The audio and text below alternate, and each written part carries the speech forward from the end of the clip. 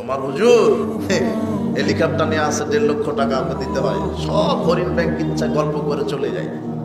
তোমার হুজুরের এত জনপ্রিয়তা, শুধু একটা বলার কারণে এখন লোড সামলাতে পারছে না।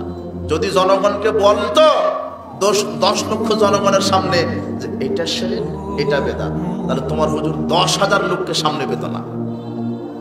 কথা বলছেন না? জনগণ যা চাই ওই মানের বক্তব্য দিলে তো জনপ্রিয়তা ঠিকই হয়, কিন্তু যখন বলবেন যে এটা বেদাত, এটা শিরক, যখন হক কথা বলবেন তখন হক কথা মানুষ গ্রহণ করবে না, তখন জনপ্রিয়তা কেটে যাবে। সব যত গালি আমাদেরকে খেতে হয়, দেন গালি। সাহাবী রাসূল সাল্লাল্লাহু আলাইহি ওয়াসাল্লামকে গালি দিয়েছে, আপনি গালি দিচ্ছেন, আপনার পাপ হচ্ছে, আমার কি হচ্ছে? আল্লাহ আপনাকে সঠিক বুঝদান করুন। নতুন নতুন কিচ্ছু বোঝে না, ভাইরাল হতে আসছে।